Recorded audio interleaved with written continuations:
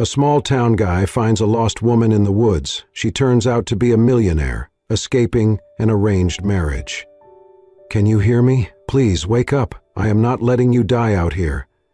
The rain whispered through the trees, a steady mist falling over the quiet roads of a small mountain town tucked far from the noise of the world. The headlights of an old pickup truck cut through the darkness, illuminating slick asphalt and the thick fog curling through the woods like ghostly fingers. Inside the truck, Gavin Monroe leaned forward in his seat, eyes narrowed.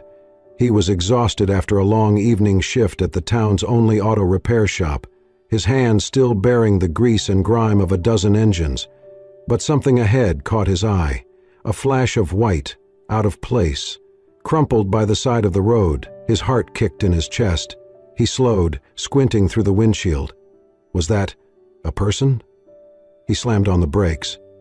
The truck skidded slightly on the wet road before coming to a stop. Gavin jumped out, boots splashing in the shallow puddles. As he neared the edge of the road, his stomach dropped. A woman lay in the brush, half covered by leaves and rain. She was dressed in what looked unmistakably like a wedding gown, now torn, soaked, and stained with mud and blood.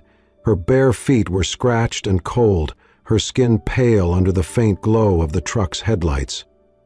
"Oh my God," Gavin whispered, dropping to his knees beside her. "Hey, can you hear me? You're going to be okay, all right? Stay with me." He gently touched her shoulder, then checked her pulse.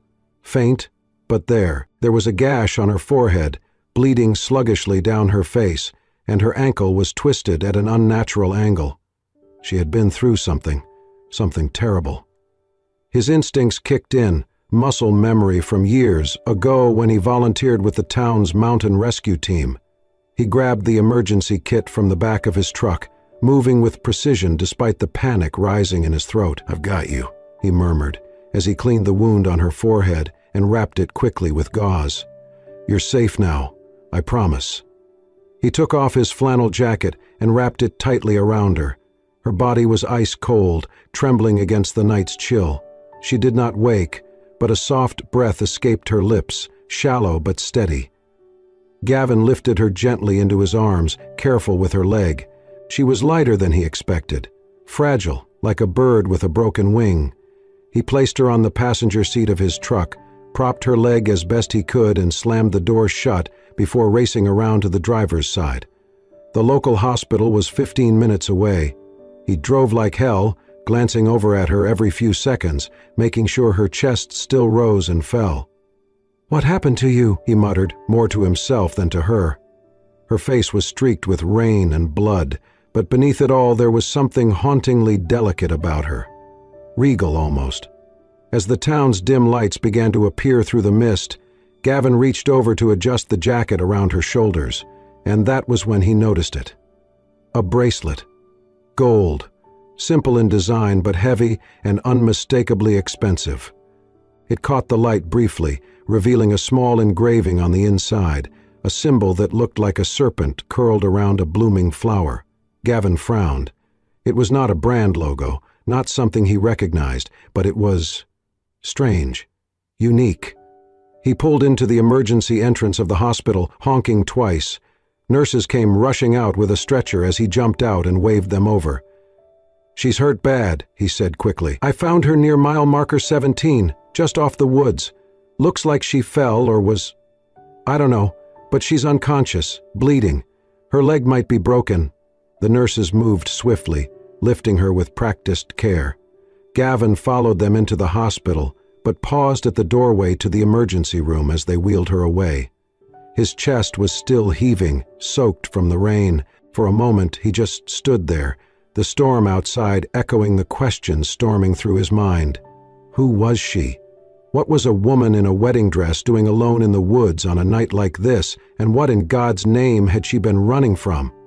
The fluorescent lights of the hospital flickered faintly as nurses bustled down sterile halls, but Gavin barely noticed. He sat in the corner of the waiting area, hands clasped tightly, watching the door to the intensive care unit room where they had taken the mysterious woman. His jeans were still damp from the rain, and the smell of antiseptic made him feel even more out of place. He was a mechanic, not someone used to hospitals or mysteries. A nurse finally approached, clipboard in hand. "She's stable," she said. "Minor concussion, deep laceration on the forehead, and a dislocated ankle. But she's lucky, really lucky." Gavin stood. "Did she say anything? Do you know who she is?" The nurse shook her head. "No ID, no phone, no purse. And no memory. She woke up briefly, panicked, muttered a few words we couldn't really make sense of." "What kind of words?" The nurse glanced at her notes. "Car, chase, wedding, cliff." It did not make much sense. She fell unconscious again soon after. A cold shiver ran down Gavin's spine. He had known something was wrong, but this confirmed it. This woman had been running from something, or someone. Later that day, the police came. A young officer interviewed Gavin and took statements from the hospital staff. After running her fingerprint through their system and checking missing persons databases, the officer returned with a puzzled expression. "There's nothing," he said. "No match on her prints, and there are no reports of any bride gone missing, at least not yet. Could be she's from out of state, or she was never reported." "She has to be someone," Gavin said. "Someone must be looking for her." The officer shrugged. "Maybe. We'll keep digging. But honestly, we're stretched thin this week. If you're willing to keep an eye on her, we'd appreciate it. The social worker is backed up, and she's not a minor or a danger to herself or others, at least for now." It was not how Gavin had pictured his week going. But when he stepped into the hospital room and looked at her again, pale against the white sheets, that mysterious gold bracelet still on her wrist, he knew he could not just walk away. When she woke again that evening, her eyes fluttered open slowly. They were a deep, piercing gray. She looked at him, confused and afraid. "Hey," he said gently, approaching the bed. "You're safe. My name's Gavin. I found you by the road last night. Do you remember anything?" She blinked at him, struggling to sit up, then winced at the pain in her ankle. She looked around, lips parting as if searching for something in the air. I don't know," she whispered. "I don't know who I am." "That's okay," Gavin said, grabbing a chair. "Don't push it, just rest." She closed her eyes, then murmured, "Car, someone was chasing me. There was a wedding, then a cliff. I think I fell." "You were wearing a wedding dress," Gavin confirmed, watching her carefully. Her hands instinctively touched her chest and arms as if to feel the fabric again, but it was gone, replaced by a hospital gown. She frowned, confused. As she lay back, her wrist turned, and Gavin noticed something he had missed before. A small tattoo just under her bracelet. A lily. He smiled faintly. "Until you remember your name, how about I call you Lily? Seems to suit you." She looked down at the tattoo and nodded weakly. "Okay, Lily." Over the next 2 days, it became clear that Lily was not just recovering from physical trauma. Loud noises made her flinch. Flashing lights sent her into panic. She slept poorly, waking up drenched in sweat, eyes wide with unspoken terror. The doctors suspected post-traumatic stress disorder, though without knowing her history they could not do much more than monitor and stabilize her. With no ID, no medical history, and no known next of kin, Lily was effectively a ghost. The hospital could not keep her indefinitely, and social services were overwhelmed. So when Gavin offered to take her home and care for her temporarily, they hesitated but eventually agreed, especially with the police's quiet nod of approval. Gavin's house was small, nestled just outside town, surrounded by pine trees and fields. It was quiet, simple, and safe. He gave Lily his guest room, kept her ankle elevated, and cooked her simple meals. Slowly she began to speak more, though never about her past, only about how strange and foreign everything felt. Then came the third night. It was after midnight when Gavin was jolted awake by a scream. Not just a frightened cry, but a raw, primal scream of fear and pain. He raced down the hall and threw open Lily's door. She was thrashing in the bed, tangled in sheets, hands clawing at the air. "No, stop! I won't marry him. Let me go!" "You promised, Lily." Gavin rushed to her side, gripping her shoulders. "It's a dream. You're safe. Wake up." Her eyes snapped open, tears streaming down her cheeks. She looked around, gasping. He said I had to marry him," she whispered, "because my family owed them. I did not want to. I tried to run. He caught me. He dragged me to a car. I jumped. I think I jumped." Gavin swallowed hard. "You're remembering." She nodded slowly, face pale as a sheet. "I remember his face. Cold, like he did not care if I lived or died. He said, 'You will marry him. Your family owes us. You have no choice.'" Gavin sat beside her, silent for a long moment, then placed a hand gently over hers. "You have a choice now, Lily. I do not know who he was or what your past holds, but here you are safe." And for the first time, she did not look like she wanted to run. Recovery was slow but steady. The swelling in Lily's ankle went down, and the bruises on her arms faded from deep purples to faint yellow traces. Each day she grew stronger, not just physically but emotionally. Still, she moved through Gavin's house like a ghost in borrowed skin, polite, quiet, always watching, always wondering. Her memory remained a puzzle, with most of the pieces still missing, but now and then one would fall into place. It started with dreams. One morning, over breakfast, Lily stirred her tea absently, eyes distant. "I saw something," she murmured, "last night, in my sleep." Gavin looked up from the eggs he was scrambling. "What did you see?" "A room, large, gilded, like a ballroom almost. But I was not dancing. I was locked in it. The windows were high, the doors thick, and I was wearing a dress, a wedding dress." She rubbed her temples, her voice shaky. "There was someone there, a woman, older, elegant, but cold. She kept saying I was being foolish, that I had to go through with it." Gavin set down the spatula and came to sit across from her. "Did you know her?" I think she's my mother." Gavin handed her the small notebook they had been using, a simple leather-bound journal where he encouraged her to write everything she remembered, names, images, feelings, anything. Together they had begun piecing it all together like a slow-burning mystery. "She was angry," Lily whispered as she scribbled down the memory. "But not scared. She wasn't trying to protect me, just control me." For the next few days, more fragments surfaced. A silver comb placed carefully on a vanity. The chill of satin gloves pulled tight over shaking hands. A man's voice on the phone, distant and commanding. Lily would stop mid-sentence, her eyes glazing over as the pieces drifted back. Then she'd shake herself free, frustrated by the lack of clarity. Gavin remained patient.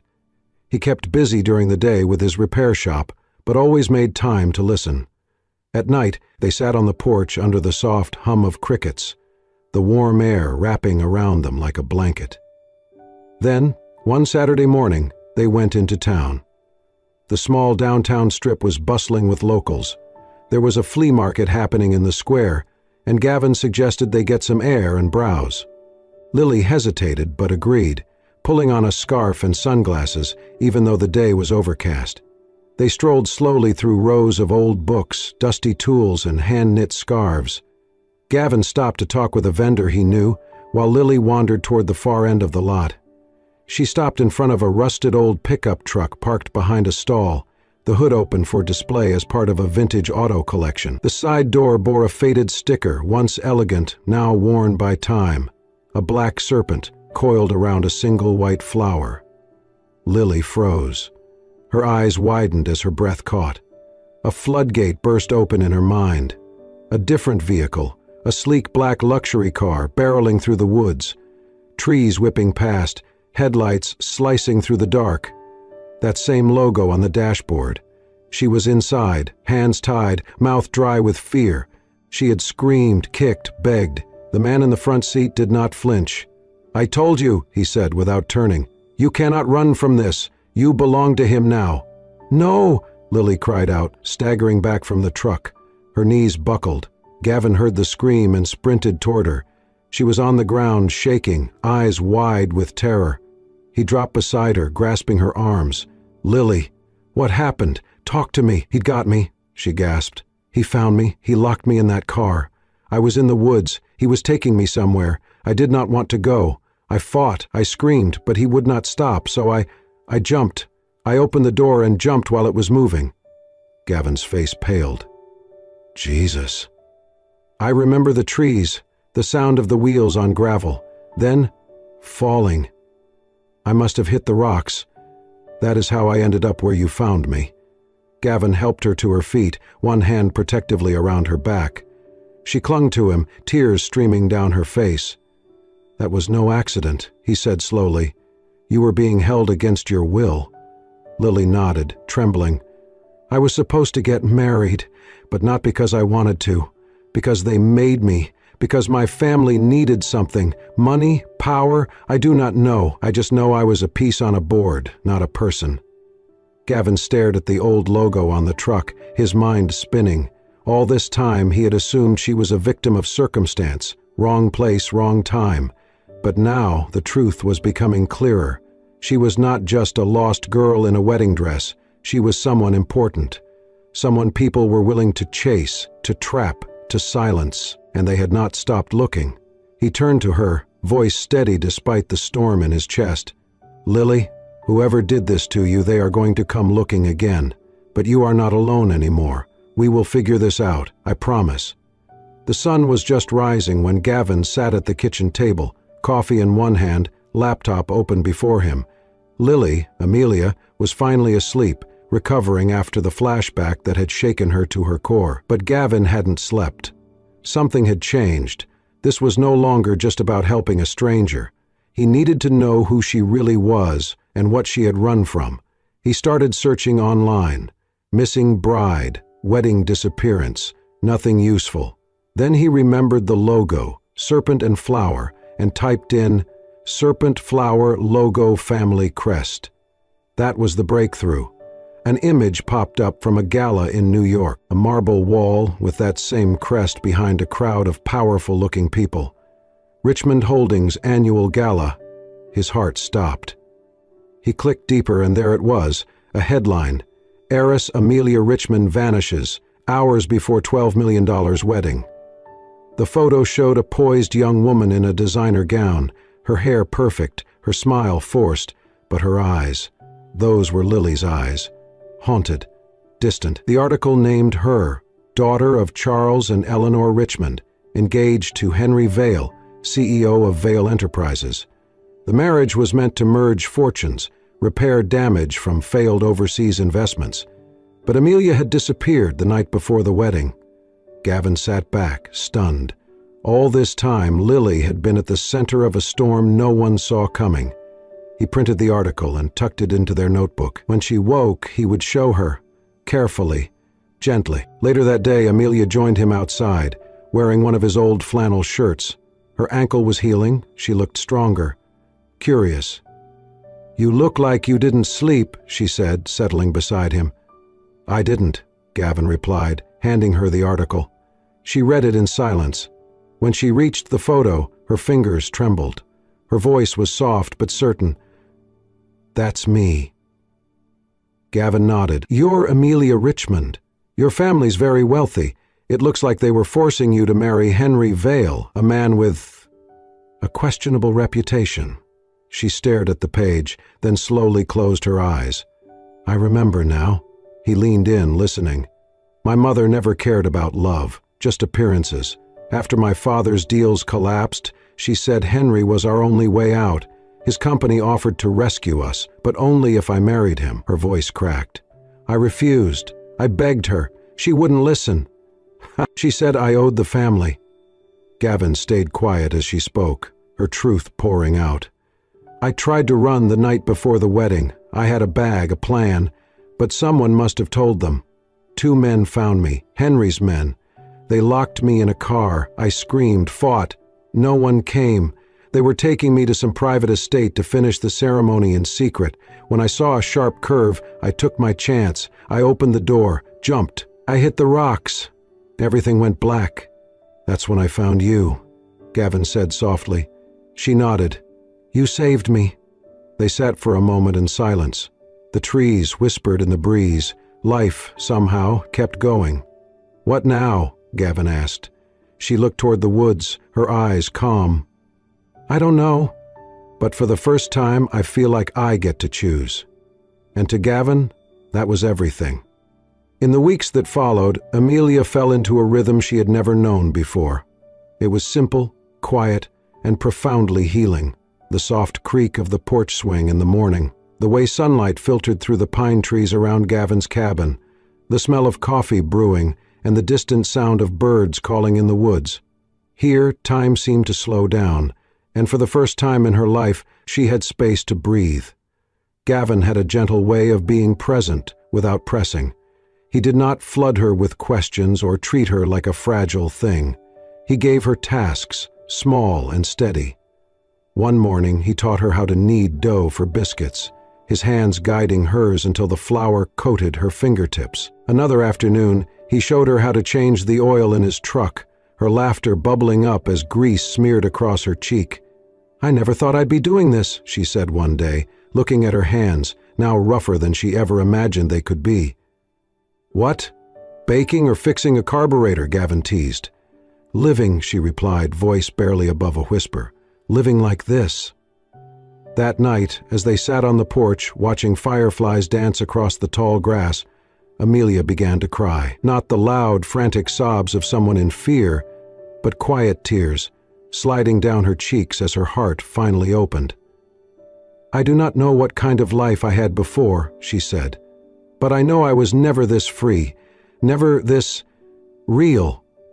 Gavin turned to her, his voice soft. "You deserve to feel safe. You deserve to be whoever you want to be, not who they decided for you." Their eyes met in the hush of twilight, and though no more words were spoken, something shifted between them, unspoken, fragile, and true. But peace is never safe for long. It started with small things. A car parked at the gas station for too long. A man in sunglasses browsing the shelves of the general store, but never buying anything. At first, Gavin brushed it off. Tourists passed through all the time, hikers, hunters, photographers. But something about this man did not sit right. Gavin saw him again outside the post office, pretending to read a flyer while glancing too often at the street. His clothes were too new, his boots too clean for someone claiming to be backpacking. And then, that evening, Gavin noticed the man outside the diner, sitting near the window, holding a cup of coffee that had long gone cold. Gavin's instincts sharpened. He had learned to trust his gut, and this time his gut screamed trouble. He did not tell Amelia right away. He did not want to worry her unless he was sure. But he started walking with her to the market, lingering a little longer at her side. He kept a crowbar under the seat of his truck and checked the locks twice before bed. The breaking point came 3 days later. Amelia and Gavin were at the local hardware store picking up paint for the porch. She was laughing, really laughing, as she tried to choose between shades of blue. Then she stopped mid-sentence, eyes locking on someone just outside the window. Gavin followed her gaze. It was the man, and Amelia's face drained of all color. "That's him," she whispered. "From the car, from my dream. He's one of Henry's men, a bodyguard. I remember now. He was there when they dragged me away." Gavin's jaw tightened. "Stay here." He walked outside, casual but focused.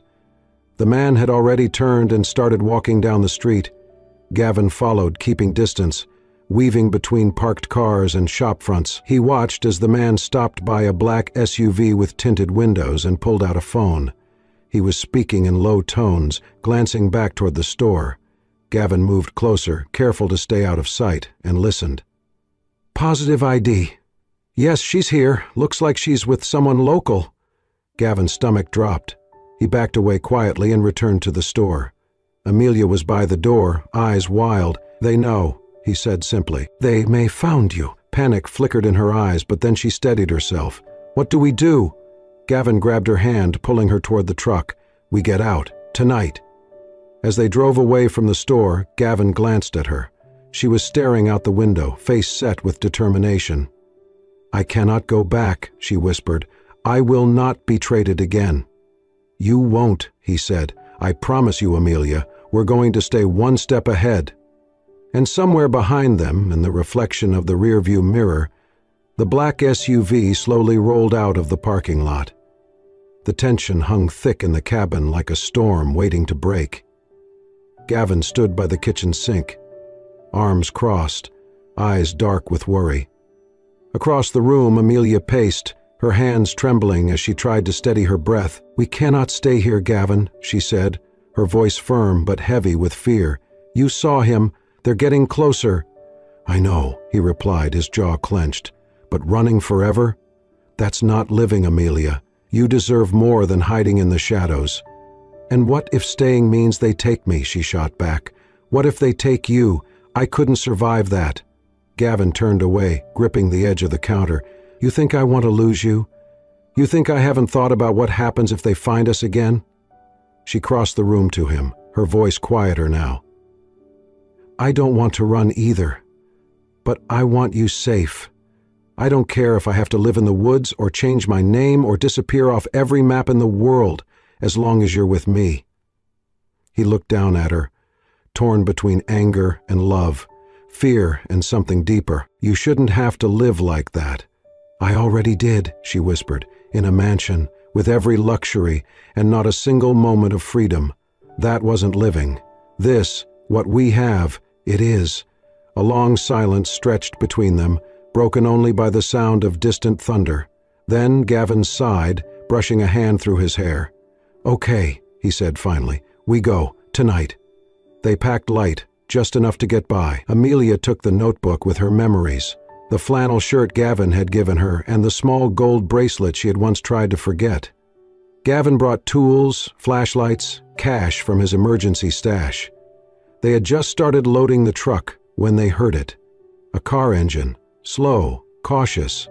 The cabin was far from town. No one drove up this way unless they knew exactly where they were going. Gavin grabbed Amelia's hand. "Go, now." They ducked out the back and into the forest as rain began to fall, soft at first, then harder with each step they took. The trees swallowed them whole, their shadows stretching long in the lightning flashes above.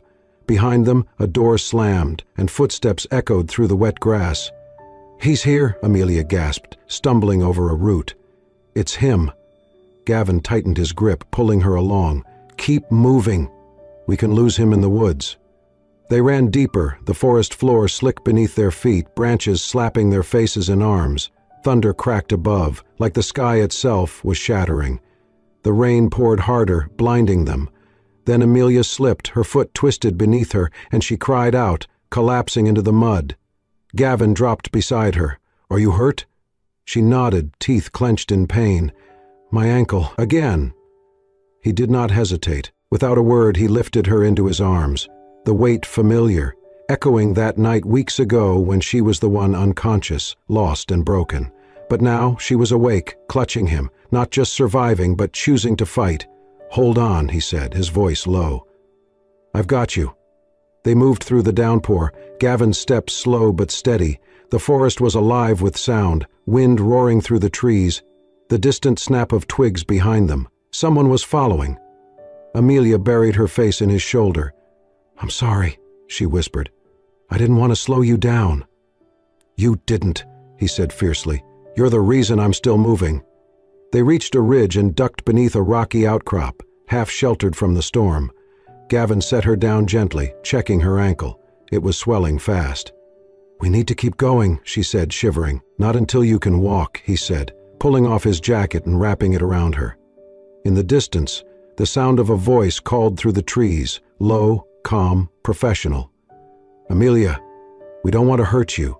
Come back now, and this ends peacefully." She flinched. Gavin leaned close, his forehead resting against hers. "Let them think they're close. We'll double back at first light." Amelia nodded, her hands gripping his shirt. They sat there, soaked to the bone, hearts pounding in unison. And despite the danger, despite the storm, they held on to the only thing they could be sure of, each other. The rain had passed by morning, leaving the forest washed clean and silent.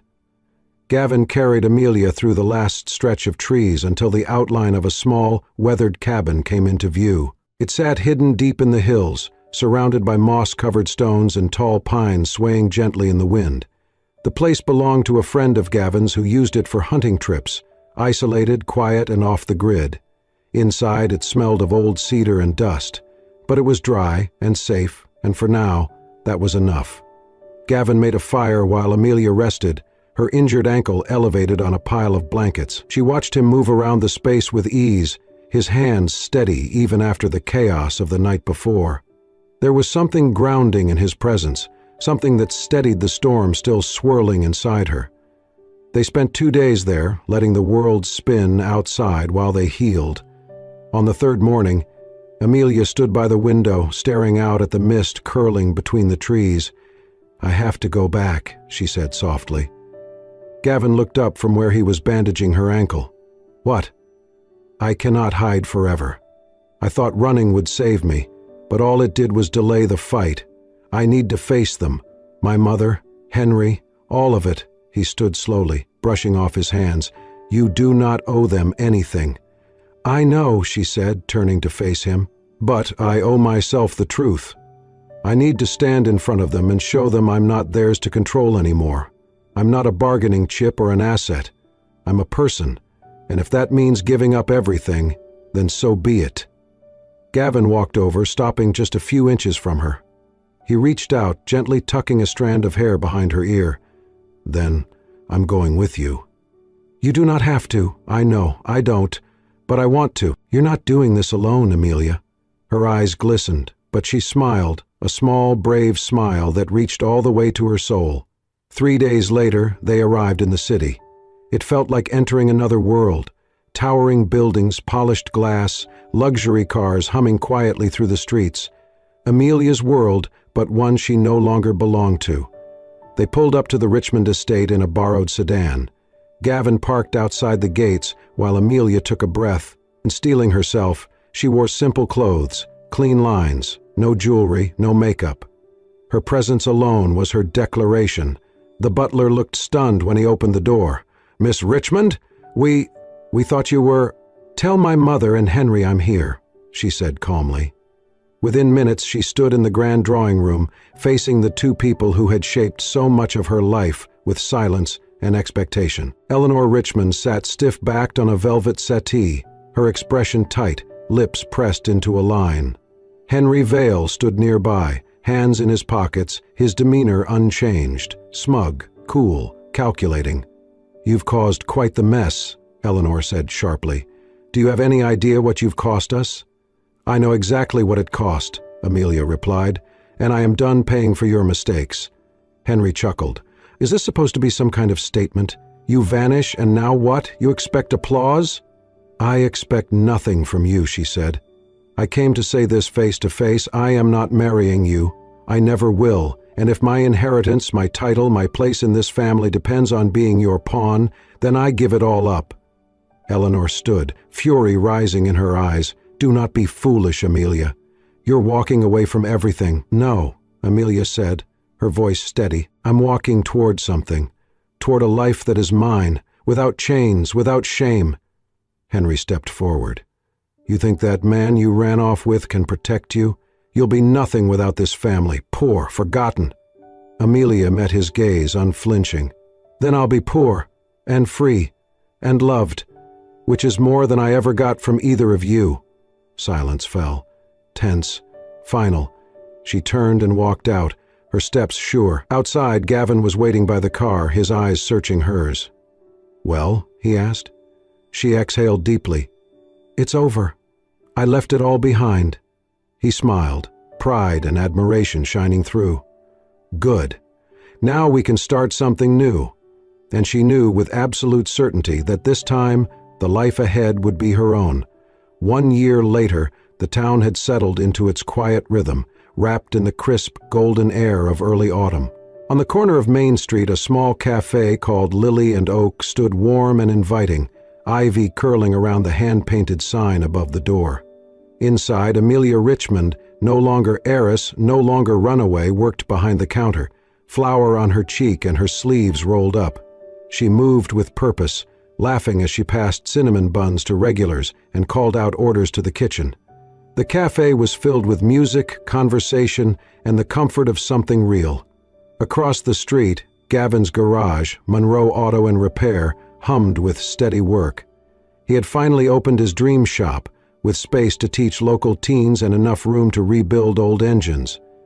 The townspeople supported him not for show, but because he was dependable, kind, and always ready to lend a hand. Some afternoons, Gavin would wander over during lunch, grease still on his hands, just to see Amelia's smile, and every time, she smiled like he'd brought the sun with him. They had built their life slowly, on quiet mornings, honest work, and healing.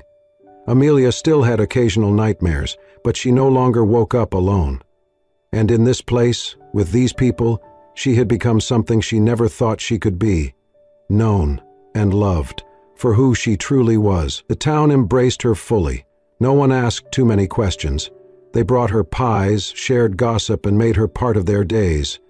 She wasn't Miss Richmond anymore, just Amelia, the woman who made the best lemon scones in the valley and remembered your coffee order by heart. Then came the day they had been waiting for. The morning sun rose over the hills, casting soft light on a small clearing behind the cafe. Wildflowers surrounded a wooden arch tied with white ribbon. Simple folding chairs were set in rows. No photographers, no spectacle, just community, just heart. Amelia emerged from a nearby cabin wearing the same wedding gown she had once fled in.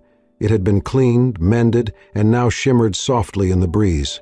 A crown of daisies rested on her head, and her eyes were clear and calm. Gavin stood beneath the arch in a simple suit, smiling the same way he had the day he found her on the road. The ceremony was brief, but full of feeling.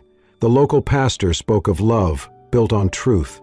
Guests, farmers, bakers, teachers, wiped at their eyes and clapped when they kissed. When it came time for vows, Gavin held her hands and said, "When I first found you, you were lost, but I think I was too. Somewhere along the way, you became my compass."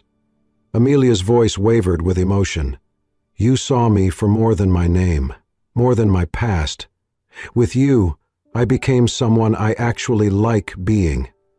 There was no grandeur, no headlines, just joy, just love. As the sun dipped below the trees, Amelia rested her head on Gavin's chest during their first dance, barefoot on the grass, fireflies flickering all around them. "Do you ever miss it?" Gavin asked softly. She smiled and kissed his jaw. "Not even a little." And in that quiet moment, Amelia knew she had finally found what she had searched for all along, home.